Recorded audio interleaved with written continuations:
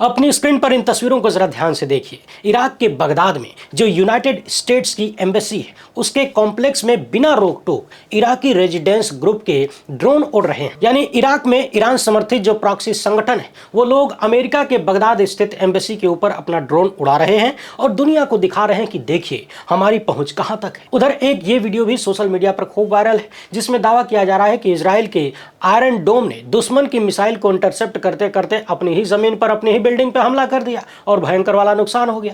अब इन तस्वीरों को देखिए। बताया यह भी जा रहा है कि पिछली रात बगदाद में यूनाइटेड स्टेट्स की एम्बेसी को निशाना बनाकर जो ड्रोन हमले किए गए थे उन्हें रोकने के लिए अमेरिकन काउंटर रॉकेट ने कई 100 राउंड फायर किया। 17 मार्च की सुबह अमेरिकी एम्बेसी पर जोरदार हमले का प्रयास किया गया। इसमें 5 ड्रोन और कई रॉकेट दागे गए। बताया जा रहा है कि अमेरिकी डिफेंस सिस्टम ने कईयों को हवा में ही नष्ट कर दिया, मगर खबर यह भी है कि दूतावास के भीतर आग लगी। हालांकि किसी के मरने की पुष्टि नहीं हुई है, लेकिन यूएस एम्बेसी परिसर को नुकसान पहुंचने की खबर है।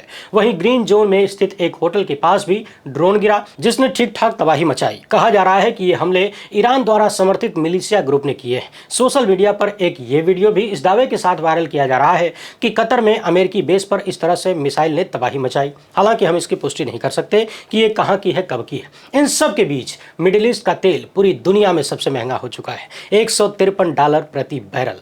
श्रीलंका ने अपने सरकारी कार्यालयों को सिर्फ 4 दिन के लिए खोलने का निर्णय लिया है ताकि तेलवा बचा रहे। वैसे तेल बचाने के बीच ऐसा लग रहा है कि जहां एक तरफ ट्रंप पूरी दुनिया को युद्ध की आग में जला देना चाहते हैं, वहीं रूस वाले पुतिन बाजी मार सकते हैं, क्योंकि डोनाल्ड ट्रंप का घोड़ा बीचे में अटक गया है। इधर कुआं उधर खाई वाला हाल हो गया है। आइए इस मामले को समझते हैं कि किस तरीके से ट्रंप अब खाली मौका तलाश रहे हैं कि कब दुम दबाएं और भाग के निकल जाएं। मगर उससे पहले आप सभी से एक छोटा सा अनुरोध है, पहली बार हैं तो चैनल को सब्सक्राइब करके घंटी बजा दीजिए टन से। हर वीडियो को लाइक और शेयर जरूर किया करिए। इसके अलावा आपको बता दें कि प्रतिदिन इस चैनल पर 2 से 3 वीडियो रिलीज की जाती है।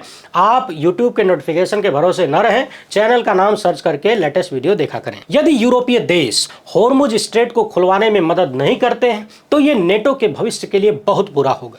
ये बात तिरंगा फिल्म के प्रलयनाथ कुंडास्वामी के भाई, अमेरिकी राष्ट्रपति और दुनिया के डॉन ट्रंप कह रहे हैं। अब देखिए, हमारे हिसाब से तो ये सीधे सीधे धमकी है, लेकिन दुनिया के अखबारों के मुताबिक ये खाली एक बात भर है। बीबीसी के अनुसार ट्रंप बाबा ने फाइनेंशियल टाइम्स नाम के अखबार को दिए इंटरव्यू में ये बातें कही हैं। अब इसे दुनिया और नाटो उनकी सलाह माने या धमकी, उनकी मर्जी है। उससे ट्रंप बाबा को कोई फर्क पड़ने वाला नहीं है। उनकी इस धमकी का सीधे सीधे मतलब बुझ जाइए कि ईरान अब उनके बस की बात नहीं है। खेला खत्म हो चुका है। जितना खर्चा सोच कर चले थे उससे ज्यादा हो चुका है और रोज न जाने कहां से मिसाइल और ड्रोन अभियों ईरान वाले निकाल के मार रहे हैं। इतना बम गिरने के बादों न जाने कहां असलाह छुपा के रखे हैं, सब खत्म नहीं हो रहा है। ईरानी ठिकाने से निकालकर अमेरिकी ठिकानों पर ठोके जा रहे हैं और साथ ही साथ अमेरिका के चेले चपाटे भी ठोके जा रहे हैं। सऊदी अरब, यूएई, इन सब पर जबे न तबे ड्रोन उड़ा के धुआं धुआं कर देता है ईरान। हम पहले भी कह चुके हैं कि यूक्रेन को जो पेट्रियट मिसाइल ट्रंप बाबा दे रहे हैं उसका दाम $40 लाख है और इसका दर्द आज ट्रंप के मुंह से खुद निकल पड़ा। ट्रंप अखबार को अपना दर्द बयां करते हुए कहते हैं कि देखिए, हमको यूक्रेन को मदद करने की कोई जरूरत नहीं थी। यूक्रेन हमसे बहुत दूर है, हजारों मील दूर है, लेकिन हमने उसकी मदद की ना। अब ट्रंप बाबा इंतजार कर रहे हैं कि यूरोप वाले अमेरिका की मदद करेंगे कि नहीं। साथ ही ये भी कहते हैं कि यूरोप वालों के मदद के लिए मौजूद रहेंगे हम, लेकिन यूरोप वाले हमारी मदद के लिए रहेंगे कि नहीं, इस बात पर संदेह है। ट्रंप ने एक दिन पहले अभी चीन, फ्रांस, जापान, ब्रिटेन और दक्षिण कोरिया से होर्मुज स्ट्रेट को खुलवाने के लिए साझा प्रयास करने को कहा था। इसके बाद खबर आई कि ऑस्ट्रेलिया और जापान ने हाथ खड़े कर दिए, कह दिया भैया कि हम तुम्हारे फड्डे में टांग नहीं अड़ाएंगे, जाओ अपना समझो। इस बात के कोई खास मायने हैं क्या?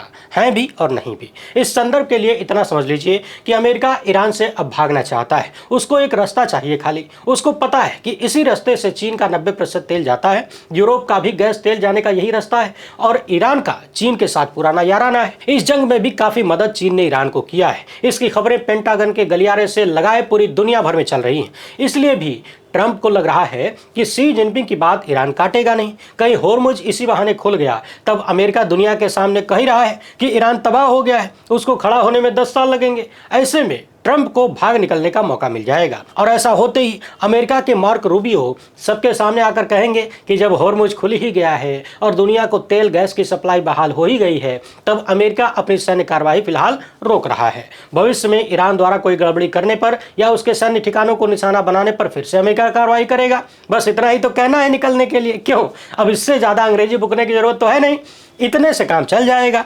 बीबीसी के अनुसार ट्रंप को 15 दिन बाद चीन के दौरे पर भी जाना है, इसलिए भी कह रहे हैं कि इस पर अभी चीन पहल करके होर्मुज को खुलवा सकता है। साथ ही ये भी कह रहे हैं ट्रंप कि हो सकता है वो अपनी चीन यात्रा कैंसिल भी कर सकते हैं। CNN सहित अन्य रक्षा जानकारों के मुताबिक अमेरिका रोज यानी प्रतिदिन $1 अरब से लेकर $2 अरब तक ईरान से लड़ने में फूंक रहा है, मतलब 9,000 करोड़ रुपया कम से कम रोजाना। जोड़ लीजिए 15 दिन हो चुका है, 16 दिन। CNN के मुताबिक अमेरिका के भीतर इस जंग के खर्चे को लेकर भी सवाल हो रहे हैं। वहां ये बात होने लगी है कि अमेरिका के टैक्स पेयर कितना खर्चा उठाएंगे। वहां ये बात होने लगी है कि अमेरिका के टैक्स पेयर अपने सठियाए हुए नेता के कारण कितना खर्चा उठाएंगे। अमेरिका के भीतर वहां के नागरिकों के लिए जरूरी नीतियों का अध्ययन करने वाली प्रोजेक्ट के निदेशक लिंडसे कोसगारियन कहती हैं कि इस जंग का खर्च इसके खत्म होने के बाद ही पता चल पाएगा। वैसे उनके मुताबिक ये जंग अमेरिका के लिए गैर जरूरी भी है। इस जंग से उन नीतियों से ध्यान भटक रहा है जिनसे अमेरिकियों का जीवन स्तर सुधर सकता था। अब आप समझ सकते हैं, जो खर्च अमेरिकियों के जीवन स्तर को सुधारने में होना था, उससे ईरानियों पर बम बरसाए जा रहे हैं, यानी उनकी जिंदगी को बिगाड़ने में किया जा रहा है। अमेरिकी वेबसाइट CNN के हिसाब से इराक युद्ध में अमेरिका के $3 ट्रिलियन स्वाहा हुए थे। यदि ये जंग और खिंचती है तब इसकी लागत इससे भी ज्यादा हो सकती है, यानी ईरान वाले की लागत इराक से भी ज्यादा हो सकती है। एक अन्य खबर के मुताबिक अमेरिका इस जंग पर 40 से 95 अरब डॉलर खर्च कर सकता है।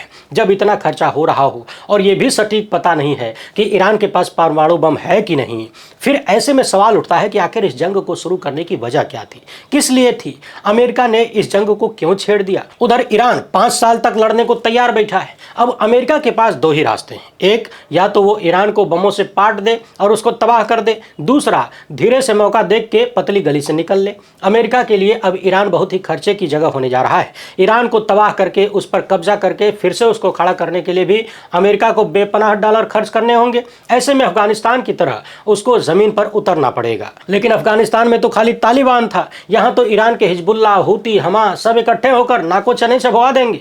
ट्रंप बाबा अपना चुनाव इस बात पर जीत के आए थे कि अमेरिकी सैनिक बेवजह विदेशी जमीन पर नहीं लड़ेंगे, अफगानिस्तान से अमेरिकी सेना वापस आएगी, लाए भी। ऐसे में फिर से अगर ईरान में अमेरिकी सेना को उतरना पड़ा तब ट्रंप बाबा को जवाब देना ही मुश्किल नहीं होगा, एक लंबे चलने वाले खर्चे में भी फंसना होगा। सारी दुनिया को पता है कि इजराइल ने जंग शुरू करवा के अपने पांव पीछे खींच लिए। ये एक रणनीति भी हो सकती है, क्योंकि ये जंग अगर इजराइल सिर्फ लड़ रहा होता तब पूरा का पूरा अरब क्षेत्र इसमें उसके खिलाफ हो सकता था। इसलिए भी ट्रंप बाबा ने अपने आप को फ्रंट फुट पर रख लिया। एक बात और भी गौर करने वाली है कि ट्रंप के सर से अब नोबेल का भूत उतर चुका है।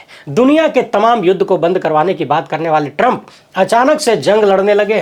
यानी ऐसा लग रहा है कि तमाम देशों को लड़ा के भिड़ा के फिर सीज फायर करा के उसका क्रेडिट लेके नोबेल पुरस्कार की डिमांड करने वाले ट्रंप अब समझ चुके हैं कि हमको शांति का नोबेल पुरस्कार नहीं दे रहे थे ना, चलो अब लड़ो सब लोग। इसका एक मतलब ये भी साफ है कि उनको अब अमेरिका को और उनके सहयोगियों को कारोबार दिलाना ही है, क्योंकि ये उनका चुनावी एजेंडा भी है। उन्होंने अपना चुनाव अमेरिका में रह रहे अवैध प्रवासियों को निकालने, अमेरिका को दोबारा महान बनवाने, मेक अमेरिका ग्रेट अगेन के नाम पर लड़ा था। याद कीजिए किस तरह से ट्रंप ने अपने डियर फ्रेंड के नागरिकों को हथकड़ी लगाकर उनके देश भेजा था। अपने चुनावी वादे को ही पूरा कर रहे थे। जंग के बीच आज जब स्ट्रेट ऑफ हॉर्मुज को खुलवाने को लेकर चीन और नाटो पर जिस तरह से ट्रंप ने बयान दिया है, उसके जवाब में चीन की भी त्वरित प्रतिक्रिया आ गई है। चीन की अपनी संभावित यात्रा को खटाई में भी पड़ने की बात कल ही ट्रंप ने कहा था। बीबीसी के मुताबिक इसी का जवाब देते हुए चीन के विदेश मंत्रालय की तरफ से आज बयान जारी हुआ। चीन के प्रवक्ता लिन जियान ने कहा कि दोनों देशों के बीच ट्रंप की यात्रा को लेकर बातचीत जारी है और चीन फिर से सभी पक्षों से अपील करता है कि तुरंत सैन्य कार्रवाई बंद करिए, हम तनाव कम करने के लिए प्रतिबद्ध हैं। इन सारी बातों को ध्यान से देखें तो एक बात साफ हो जाती है कि इस जंग को रुकवाने में जिन मुल्कों की भूमिका हो सकती है उसमें चीन और रूस का नाम सबसे ऊपर है। यह भी हो सकता है कि ट्रंप की चीन और रूस से इस मुद्दे पर बात भी हो चुकी है, क्योंकि ट्रंप बार बार कह रहे हैं कि ईरान से समझौता होने के कगार पर है, ईरान के पास कुछ बचा नहीं है, सब खत्म हो चुका है, उसको अमेरिका ने तबाह कर दिया है, जबकि ईरान अपने खर्चे की भरपाई और फिर से उसके ऊपर हमले न होने की लिखित गारंटी मांग रहा है। इधर ये भी खबरें चल रही है कि मोजतबा रूस पहुंच चुके हैं, यहाँ उनका इलाज चल रहा है। इस बात की पुष्टि तो रूसी मीडिया ही कर सकता है, पर ऐसा होने से इनकार भी नहीं किया जा सकता, क्योंकि जिस तरह से ईरान के साथ रूस के संबंध रहे हैं उसमें ईरान के लिए एक जमाने से सबसे भरोसेमंद साथी रूस ही दिखता है। सीरिया के राष्ट्रपति अल असद रहे हों या मरहूम आयतुल्लाह अली खामेनेई, सब पर पुतिन का भरोसा और हाथ दोनों रहा है। इधर ट्रंप ने भी पुतिन से बात की है, जिसके बारे में हो सकता है अभी पूरी जानकारी दुनिया को न बताई जाए। कुछ अंदर खाने ट्रंप बाबा और पुतिन काका में बात तय हुई हो। आज तक की एक खबर के अनुसार रूसी राष्ट्रपति व्लादिमीर पुतिन ने यूरोप के देशों की गैस सप्लाई बंद करने की बात कही है, जिसके भी कई मायने हैं। यूरोप के भीतर रूस पर गैस की निर्भरता पूरी तरह से खत्म करने की बात चल रही है। चर्चा है कि इस मामले पर पुतिन ने अपने अधिकारियों से कहा है कि यूरोप जो गैस लेना कल खत्म करना चाहता है उसे आज ही खत्म कर दो, तुम देना बंद कर दो, यानी इससे पहले कि वो डिमांड बंद करें तुम सप्लाई बंद कर दो। दरअसल जब यूरोपियन यूनियन के भीतर ये बात चल रही थी तभी पुतिन ने अपने अधिकारियों से एक मीटिंग की, जिसमें उन्होंने पूछा कि यूरोप कितनी गैस लेता है। जवाब दिया गया कि 10 से 15%। पुतिन ने कहा कि यदि इनको गैस हम न दें तो क्या हमारे बजट पर कोई खास असर होगा? फिर जवाब मिला नहीं। पुतिन ने कहा कि आज से ही बंद करो, यूरोप को गैस देना नहीं है, नए बाजार तलाशेंगे, हमें अपना मार्केट अब एशिया में तलाशना होगा। ट्रंप बाबा का हाल खेलवे बिगाड़ वाला ही रहा है। यूरोप कभी अपनी 60% गैस रूस से लेता था। यूक्रेन युद्ध शुरू हुआ तब ट्रंप ने कहा कि यूरोप गैस लेकर रूस को आर्थिक रूप से मजबूत कर रहा है, इसे यूरोप को रोकना चाहिए, इसलिए उन्होंने धीरे धीरे अपनी डिमांड रूस से शिफ्ट कर दी। आज तक के अनुसार आज की तारीख में 58% अमेरिका से और नॉर्वे से 30% गैस यूरोप लेता है। रूस का हिस्सा कम हो गया है। बस इसी मौके को रूस ने भजाने को सोच लिया है। पुतिन ने खेला कर दिया है। एक तो होर्मुज बंद है, दूसरे रेट बढ़े हुए हैं, अब जाओ जहां से मन करे खरीदो गैस, हमको यूरोप को गैस नहीं बेचना। इतना सब कांड हो गया और ट्रंप बाबा साइलेंट है। जरूर कोई बात है। रूस तमाम प्रतिबंधों के बाद, यूक्रेन से लड़ाई के बाद भी अभी एक पोल के रूप में अपने आप को दिखा रहा है। ये बड़ी बात है। ऐसा नहीं है कि अमेरिका के पास रूस की खबर नहीं है। पुतिन ने रूस को ऐसा बना दिया है कि वो तमाम प्रतिबंधों को झेलते हुए भी खड़ा रह सकता है। ईरान जंग और खाड़ी से निकलने वाले तेल की सप्लाई प्रभावित होने पर रूस को सबसे ज्यादा फायदा है, ये सभी को पता है। उसके जहाज आज भी समंदर के भीतर तेल लिए खड़े हैं, जिसको 1 महीने के अंदर भारत को भी खरीदने की परमिशन मिलने की बात ट्रंप का निजाम कर रहा है। इसलिए एक तरफ रूस जहां सबसे ज्यादा फायदे में दिख रहा है, वहीं पुतिन भी अपना KGB वाला दिमाग दुनिया को दिखा रहे हैं। लग रहा है जैसे सिर्फ राष्ट्रपति ही नहीं, KGB के चीफ की तरह भी दोहरी जिम्मेदारी निभा रहे हैं। पुतिन सिर्फ रूस को ही नहीं बचा रहे, शायद दुनिया को मैसेज भी दे रहे हैं कि अमेरिकी दादागिरी के खिलाफ आज भी कोई अगर खड़ा हो सकता है और उसको डरा सकता है तो वो है सिर्फ रूस, रूस और रूस। वैसे आप इस मामले पर क्या सोचते हैं? अपनी राय कमेंट बॉक्स में जरूर लिखिएगा। पहली बार है तो चैनल को सब्सक्राइब कर लीजिए। हमसे जुड़ने के लिए बहुत बहुत धन्यवाद। जय हिंद।